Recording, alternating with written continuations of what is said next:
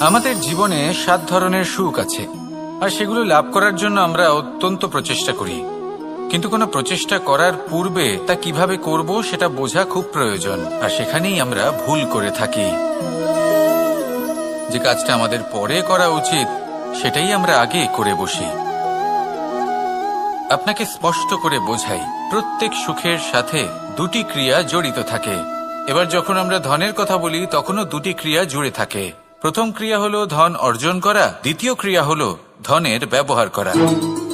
আর জীবনে ধনের ব্যবহার করার পূর্বে ধন কিভাবে অর্জন করতে হয় তা শেখা অত্যন্ত প্রয়োজনীয়। আমরা মন্দিরে যাই, ভগবানের আরাধনা করি, তার জন্য পুজো করি, ওনাকে প্রসন্ন করতে চাই, কিন্তু তার আগে ভগবানের ওপর আস্থা রাখা প্রয়োজনীয়। যদি আপনার অটল বিশ্বাস থাকে তবেই আপনি প্রকৃত ভক্ত হয়ে উঠতে পারবেন। এবার যদি আপনি বক্তা হয়ে থাকেন, শ্রেষ্ঠ বক্তা হতে চান, এই সংসারের সামনে নিজের বক্তব্য রাখতে চান, তাহলে কথা বলার পূর্বে কথা শুনতে শিখুন। তবেই আপনি একজন শ্রেষ্ঠ বক্তা হয়ে উঠতে পারবেন। জীবনে সম্পর্ক স্থাপন করার আগে সম্পর্ক বজায় রাখতে শিখুন, তবেই আপনি একজন প্রকৃত সাথী হয়ে উঠবেন। জীবনে পরাজয় মানার পূর্বে বিজয়ী হওয়ার চেষ্টা কিভাবে করতে হয় সেটা শিখুন, তবেই আপনি একজন নিপুণ ব্যক্তি হয়ে উঠবেন। অন্তিম এবং সবথেকে গুরুত্বপূর্ণ কথা, জীবনে ভালোবাসা লাভ করার পূর্বে ভালোবাসা প্রদান করতে শিখুন, তবেই আপনি একজন প্রকৃত প্রেমী হয়ে উঠবেন। আসুন আমার সাথে ভালোবেসে বলুন, রাধা রাধা। এই সংসারের সবথেকে বড় যুদ্ধ কোনটা? দেব-অসুরের যুদ্ধ যা অনেক বছর ধরে চলেছিল, নাকি রাম রাবণের যুদ্ধ, নাকি মহাভারত? না, সংসারের সবথেকে বড় যুদ্ধ হলো সেইটা যা নিজের সাথে লড়া হয়, নিজের মনের সাথে লড়া হয়, নিজের অন্তরের সাথে লড়া হয়। এটাই সবথেকে বড় যুদ্ধ। এবার নিজেই দেখুন আপনার সবথেকে বড় শত্রুকে।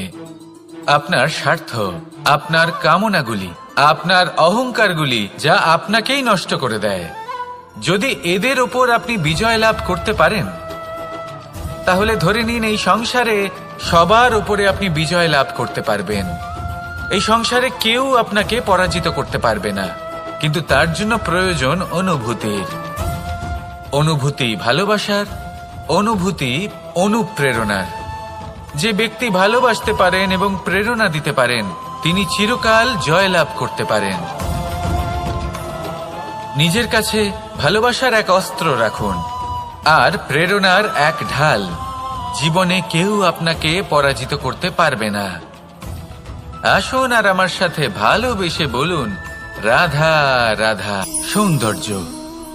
মানুষ নিজের সৌন্দর্যের বিষয়ে কতটা ভাবে, চায় যে সে সবথেকে বেশি রূপবান হবে, সবথেকে বেশি সুন্দর হবে, কিন্তু সৌন্দর্যের পরিভাষা কি তা কি সে জানে? কোনো মাকে জিজ্ঞেস করুন, ওনার জন্য সৌন্দর্যের পরিভাষা ওনার সন্তান। কোনো ভক্তকে জিজ্ঞেস করুন, ওনার জন্য সৌন্দর্যের পরিভাষা ওনার ভগবান। শ্রীরামকে জিজ্ঞেস করুন, ওনার জন্য সৌন্দর্যের পরিভাষা হলো হনুমান। ভাঙা হানু, ফুলে যাওয়া মুখ, দেখতে গেলে উনি বানর, লম্বা লেজ, এত নিরীহ যে ওনাকে অমূল্য মালা দিলে সেটা ছিঁড়ে তার ভেতরে শ্রীরামকে খুঁজছিলেন। কিন্তু ওনার ভাবনা কত সুন্দর। উনি এটা বিশ্বাস করেন যে সংসারের যতই মূল্যবান জিনিস দিয়ে এই মালা তৈরি করা হোক না কেন, যদি এর মধ্যে শ্রীরাম না থাকেন তাহলে এর মধ্যে কোনো অর্থ নেই। সৌন্দর্য রূপে নয়, ভাবনায় নিহিত থাকে। যদি আপনি সৌন্দর্য প্রাপ্ত করতে চান তাহলে তা কর্মে নিয়ে আসুন, ভাবনায় এবং বিচারে নিয়ে আসুন। এই সৌন্দর্য আপনার সাথেই থাকবে। যদি আপনি সৌন্দর্যকে রূপের মধ্যে খোঁজেন তাহলে কিছুক্ষণের জন্য পাবেন, সেই সৌন্দর্য সময়ের সাথে হারিয়ে যাবে। সৌন্দর্য যদি পেতে চান, খুঁজতেই চান, তাহলে হৃদয় খুঁজুন, কর্মে খুঁজুন। মন প্রসন্ন হয়ে বলবে, রাধা রাধা। একটা জলের ফোঁটাকে ফোঁটা নামে সম্বোধন করা হয়। অনেক ফোঁটা একত্রিত হলে সাগরের রূপ ধারণ করে। শুধু একটা পাতাকে পাতা বলা হয়, অন্য অনেক পাতার সাথে একত্রিত হলে তা গ্রন্থের রূপ ধারণ করে। একটা মাত্র সুতো অন্য সুতোর সাথে মিলিত হলে বস্ত্রের রূপ ধারণ করে। অনেক সংখ্যক ইট একত্রিত হলে মহলের রূপ ধারণ করে। সৈন্যরা একত্রিত হলে সৈন্যদল তৈরি হতে পারে। এটা হলো শক্তি সংগঠনের, এটাই হলো শক্তি একতার। তা সে বনস্পতি হোক বা কোনো ব্যক্তিই হোক, কোনো মনোভাবই হোক, যদি একা থাকে তাহলে দুর্বল হয়ে পড়বে। যদি সংগঠিত থাকে তাহলে শক্তিও বাড়বে আর আপনাকে সামনে এগিয়েও নিয়ে যাবে। তাই এই একতায় বিশ্বাস রাখুন আর আমার সাথে ভালোবেসে বলুন রাধা রাধা। এমন কিছু রয়েছে মানুষের মনে, তাদের জীবনে এমন এক আবেগ যা সর্বজন বিদিত, যা সবাই জানেন যে উপস্থিত আছে। সেটাকে আমরা সমস্যা বলে থাকি। এমনিতে আমরা সকলেই জানি যে এমন কোনো গৃহ নেই যেখানে মৃত্যুর ছায়া পড়েনি, এমন কোনো বৃক্ষ নেই যার দ্বারা ওষুধ তৈরি সম্ভব নয়, এমন কোনো অন্ন নেই যা সময়ের সাথে বিষ বা অমৃতে পরিণত হতে পারে। এবার এই সমস্যাগুলি কোনো ব্যক্তির জন্য সমস্যা হতে পারে, কিন্তু নিজে থেকে এরা কোনো সমস্যাই নয়। এরা আসে আমাদের সাহায্য করতে, আমাদের কিছু শেখাতে। আপনি নিজেই দেখুন, পর্বতের শিখর থেকে কোনো এক পাখি পড়ে গিয়ে নিজের প্রাণ ত্যাগ করলো। সেটা কখন সম্ভব? যখন সেই পাখি ওড়ার চেষ্টাই করে না। তখন যখন কোনো ব্যক্তি জলে পড়ে যান এবং ডুবে গিয়ে নিজের প্রাণ হারান, এর সম্ভাবনা কখন বেশি থাকে? যখন সেই ব্যক্তি সাঁতার কাটার চেষ্টাই করেন না। তখন এই সমস্যা প্রত্যেকের জীবনে থাকবেই, কিন্তু এটা মনে রাখা প্রয়োজনীয় যে কোনো সমস্যা পরিস্থিতির কারণে সমস্যা হয়ে ওঠে না। এই পরিস্থিতি যখন আমাদের সামনে আসে, আমাদের তা কঠিন মনে হয়, আমরা নতমস্তক হয়ে পড়ি, ভয়ভীত হয়ে পড়ি, তার সম্মুখীন হতে পারি না। তখন তা সমস্যার রূপ নেয়। দৃঢ় হয়ে দাঁড়িয়ে থাকুন সাহসের সাথে, এই পরিস্থিতিগুলির সম্মুখীন হন। দেখবেন সমস্যা কখন সাফল্যে পরিণত হবে আপনি জানতেই পারবেন না। আসুন আমার সাথে ভালোবেসে বলুন রাধা রাধা। এই সংসারে কখনো কোনো ব্যক্তিকে তার বাইরের পোশাক দেখে বিচার করার চেষ্টা করবেন না। এটা খুব বড় ভুল করবেন। যেমন আমরা জীবনে অনেক সময় এমন করি।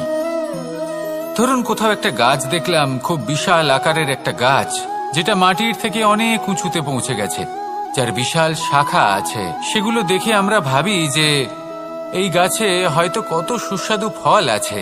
আমরা সেই গাছের পরিচর্যা করতে থাকি। আবার অন্যদিকে হলো একটি তৃণ, যেটা মাটি থেকে কিছুটা উঁচুতে পৌঁছেছে, কিন্তু সেই তৃণর নিচে, মাটির নিচে অত্যন্ত সুস্বাদু ফল বা সবজি জন্ম নেয়, যা আমাদের স্বাস্থ্যের পক্ষে অত্যন্ত উপকারী। সেই জন্য কখনো আবরণ দেখে কাউকে বিচার করতে চেষ্টা করবেন না। তার বদলে এটা বোঝার চেষ্টা করুন যে আপনার সামনে যে ব্যক্তি আছে বা বস্তু আছে তার বিশেষত্ব কি। যদি এই বিশেষত্ব বোঝার ক্ষমতা আপনি অর্জন করেন, যদি এই শিল্প আপনি নিজের ভেতরে জাগ্রত করেন, তাহলে এই সংসারে বিশেষত্ব কি সেটা আপনি জানতে পারবেন। আর এই সমস্ত খেলা দৃষ্টি থেকে নয়, দৃষ্টিভঙ্গি থেকে জন্ম নেয়। দৃষ্টিভঙ্গি সবসময় শুভ রাখুন আর আমার সাথে ভালোবেসে বলুন রাধা রাধা। যখন মানুষের মৃত্যু হয় তখন কি হয়? অনেক সংখ্যক মানুষ শোক পালন করতে চলে আসেন। যে ব্যক্তি মৃত্যু লাভ করেছেন তার অনেক বস্তু থাকে যেগুলো তার প্রিয়, যেগুলো তিনি ব্যবহার করেছেন। তার শয্যা, তার বস্ত্র, তার আভূষণ সবকিছু তার থেকে বিচ্ছিন্ন করা হয় এবং খালি হাতে তাকে শ্মশানের উদ্দেশ্যে রওনা করা হয়। আমি আপনাকে এই প্রশ্ন করতে চাই, আপনি এই সংসারে কি অর্জন করেছেন? ধন সম্পত্তি, বস্ত্র, আভূষণ, এই সবকিছু যে আপনি অর্জন করেছেন, আপনার মৃত্যুর পরে তা আপনার থেকে দূর হয়ে যাবে। এর উত্তর হলো একটাই, আপনার কর্ম। শুধু সেটাই আছে যা একান্ত আপনার, আর শুধু সেটাই এই সংসার থেকে চলে যাওয়ার পরেও সংসারেই জীবিত থাকবে। যদি আপনি দুষ্কর্ম করেন, তাহলে এই সংসার আপনাকে একটি অনুচিত উদাহরণ হিসেবে মনে রাখবে যে এই ব্যক্তি খুব পাপী ছিল, অনুচিত কর্ম করতেন। যে পথে তিনি চলেছেন সেই পথে কারোর চলা উচিত নয়। সেখানেই যদি আপনি সৎকর্ম করেন তাহলে সংসার চিরকাল এটাই বলবে যে খুব ভালো মানুষ ছিলেন, সবাইকে ভালোবাসতেন, সবাইকে সাহায্য করতেন, আমার খুব প্রিয় মানুষ ছিলেন। এটাই হলো শ্রেষ্ঠ কর্ম। সেই জন্য জীবনে শুধুমাত্র ধন, সম্পত্তি, আভূষণ এই সব অর্জন করতে গিয়ে নিজের মনোনিবেশ করবেন না। শ্রেষ্ঠ কর্ম করুন।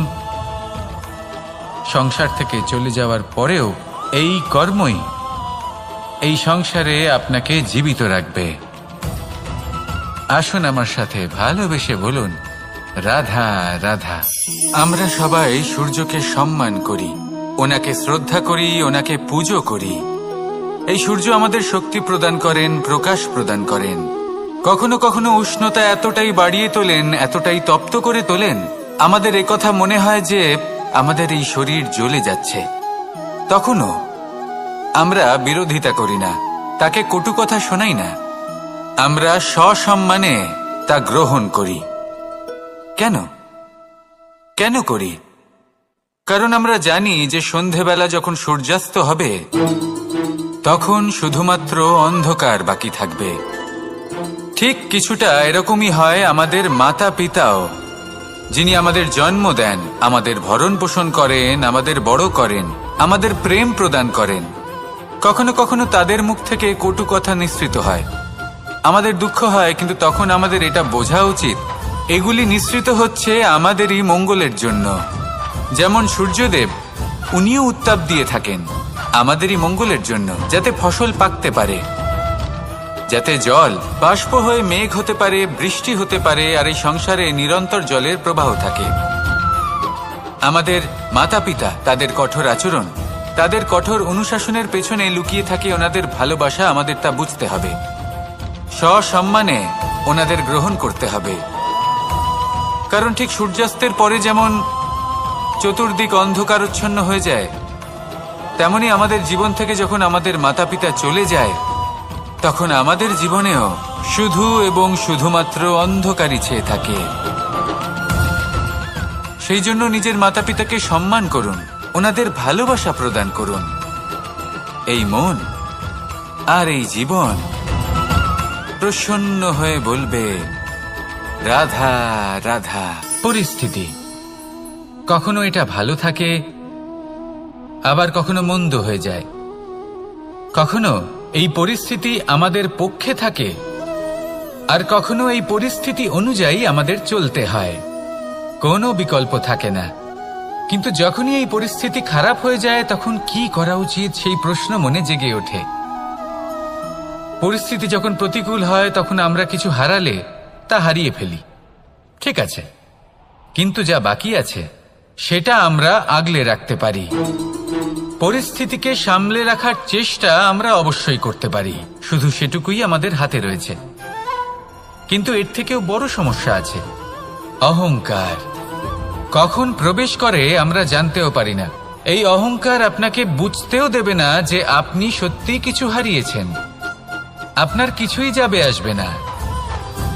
দেখতে গেলে আকাশের সূর্য নিজের প্রকাশ হারিয়ে ফেলে যখন অন্ধকার ঘনিয়ে আসে। তাহলে আমরা কে হই? ওনার সামনে তো কিছুই নই। এই অহংকার আমাদের দমন করতেই হবে। এটা বিশ্বাস করতে হবে যে এই সমগ্র সৃষ্টিতে আমরা শুধুমাত্র একটা কণা, তার থেকে বেশি আর কিছুই নয়। বিশ্বাস করতে হবে যে আমরা ততটাও বড় নই যে কখনোই কিছুই হারাবো না। এবার যেদিন এই জ্ঞান আপনি আত্মস্থ করে নিজের আচরণ পাল্টাবেন, মনে রাখবেন সেই দিনই অহংকারকে দমন করতে আপনি পথে অগ্রসর হয়ে পড়েছেন। এই অহংকারকে দমন করুন আর আমার সাথে ভালোবেসে বলুন, রাধা রাধা। আমি দ্বারকাধীশ এবং আমার সভাতে বিভিন্ন সময় বিভিন্ন ধরনের মানুষ আসেন, নিজেদের দাবি নিয়ে, নিজেদের ইচ্ছে নিয়ে। কখনো কেউ ভোজন চান, আবার কখনো কেউ ওষুধ, কখনো কেউ বস্তু চান, কেউ আবার চান বস্ত্র। কারোর জ্ঞান চাই, কারোর ধন চাই, আবার কারোর বাসস্থান। অনেক সময় আমি এই অনুরোধ, এই ইচ্ছে পূর্ণ করি না। এবার আপনি এটা ভাবতেই পারেন যে কৃষ্ণ তো তাহলে লোভী, ওর কাছে তো সবকিছুই রয়েছে, তারপরেও সে নিজের প্রজার ইচ্ছে পূর্ণ করে না, তাদের সমস্যাগুলি বুঝতে পারে না, তাদের সুখ স্বাচ্ছন্দ্য প্রদান করে না। আসল সত্য হলো এটাই যে কোনো সবল ব্যক্তি, যে কোনো গৃহস্থ ব্যক্তি যে কাজ করতে সক্ষম, তার পরিশ্রম দ্বারাই নিজের প্রয়োজনগুলি এবং ইচ্ছেগুলি পূরণ করা উচিত। এটা অত্যন্ত প্রয়োজনীয়। আর এগুলো তিনি করতে পারেন শিল্প, ব্যবসা, আচরণ অথবা জ্ঞানের ভিত্তিতে। এই পথে চলতে হবে, পরিশ্রম করতে হবে, তবেই সে কিছু অর্জন করতে পারবে। এবার এমন কোনো ব্যক্তি যার এই সব কিছুতে কোনো রুচি নেই, যে কিছুই করতে চায় না, সে কিছুই অর্জন করতে পারবে না। এবার এরকম কোনো ব্যক্তিকে যদি আমি কোনো বস্তু প্রদান করি, তাহলে কি হবে? সে পরাধীন হয়ে যাবে, আর সেটা উচিত হবে না। তাহলে কি করা উচিত? তাকে পথ দেখানো, তাকে বোঝাতে হবে যে কোন পথে চলে তুমি নিজের লক্ষ্য প্রাপ্ত করতে পারবে। শিল্প, জ্ঞান, আচরণ এবং ব্যবসা, এই পথে কিভাবে চলে সেটা শেখাতে হবে। আর আমি সেটাই করি। তার ফলে কি হয়? ব্যক্তি স্বাধীন হয়ে যায়। সংসারে সে যা চাইবে তাই প্রাপ্ত করতে পারবে, কখনো কারোর থেকে কিছু চাইবার প্রয়োজন পড়বেই না। এই কথাটা সবসময় মনে রাখবেন। যখনই দান করবেন তা ভাবনা চিন্তা করে এমন ভাবে দান করবেন যাতে সামনের ব্যক্তি স্বাধীন হতে পারেন, পরাধীন নয়। আসুন আমার সাথে ভালোবেসে বলুন, রাধা রাধা।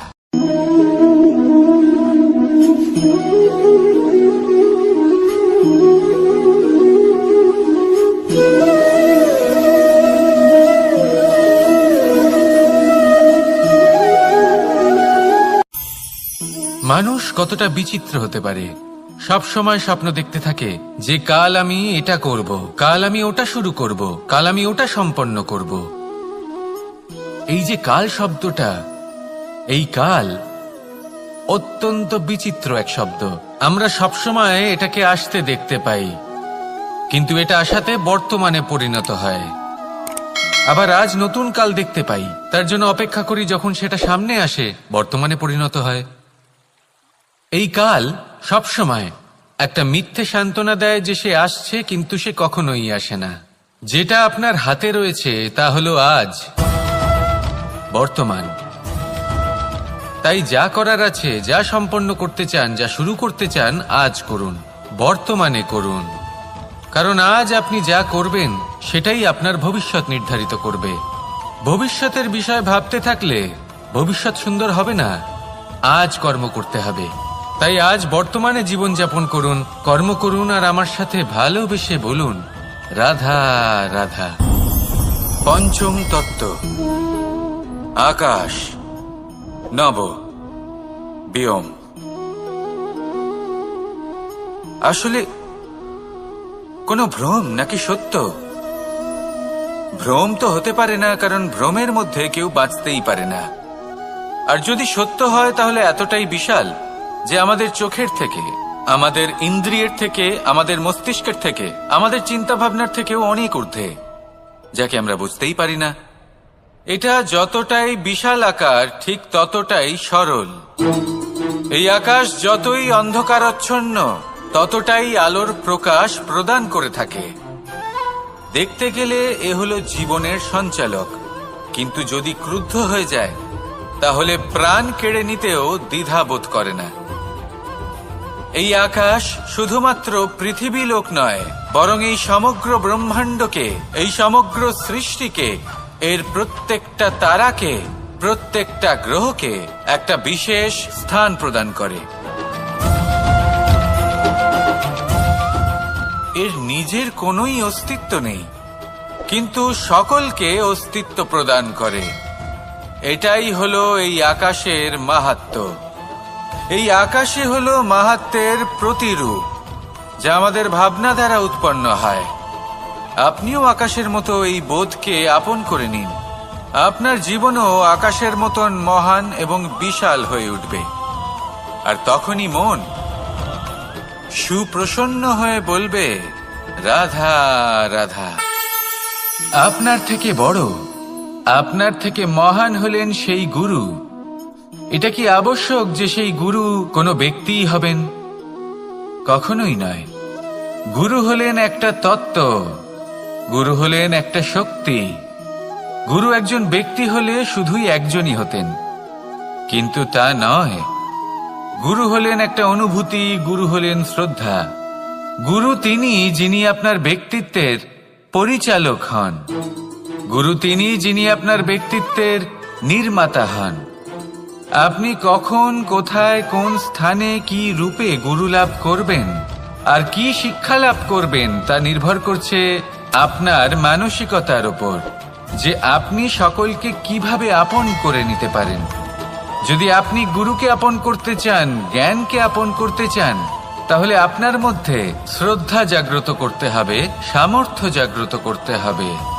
আপনি গুরু এবং জ্ঞানকে আপন করে নিতে পারলে তা এমনিই আপনাকে মহান করে তুলবে। তাহলে আসুন আর আমার সাথে ভালোবেসে বলুন, রাধা। এই সংসারে মানুষ জন্মগ্রহণ করেন, বড় হতে থাকেন, পুরুষার্থ লাভ করেন, অর্জন করেন। অর্জন করা আসলে কি? বেশিরভাগ মানুষ বলেন অর্জন করা অর্থাৎ ধন সম্পত্তি অর্জন করা। আর কি অর্জন করা যায়? আর কি লাভ করা যায়? আসল প্রশ্ন হলো এটাই, যে কি এমন আছে যা বাস্তব রূপে অর্জন করার যোগ্য। তা হলো ব্যবহার, জ্ঞান এবং সন্তোষ। কেন? কারণ আপনি যখন এই সংসার ছেড়ে চলে যাবেন, তখন আপনার ধন সম্পত্তি আপনাকে বিদায় জানাতে আসবে না। আপনাকে বিদায় জানাতে আসবে আপনার আপনজন, যাদের সাথে আপনার সুসম্পর্ক ছিল। সমগ্র সংসারে সহস্র মানুষ ধন অর্জন করে থাকেন। শ্রেষ্ঠ মানুষ হলেন তিনি যিনি ব্যবহার, জ্ঞান এবং সন্তোষ অর্জন করে থাকেন, একে সকলের মধ্যে বিতরণ করেন। তাই এটাই করুন আর আমার সাথে ভালোবেসে বলুন, রাধা রাধা। সেই কখন থেকে এই পুস্তকটিকে দেখছি, কিন্তু এর থেকে আমি কোনো জ্ঞান লাভ করতেই পারছি না। এবার আপনি বলবেন যে আজ কেমন বিচিত্র কথা বলছি আমি। যদি এই পুস্তক থেকে আমাকে জ্ঞান লাভ করতে হয়, তাহলে শুধুই তাকিয়ে থাকলে হবে না। আমাকে এই পুস্তককে খুলতে হবে, পড়তে হবে, তাকে বুঝতে হবে, তবেই তো জ্ঞান প্রাপ্তি হবে। বড়ই সহজ একটা ব্যাপার, কিন্তু একে যাপন করা অত্যন্ত কঠিন, তাই না?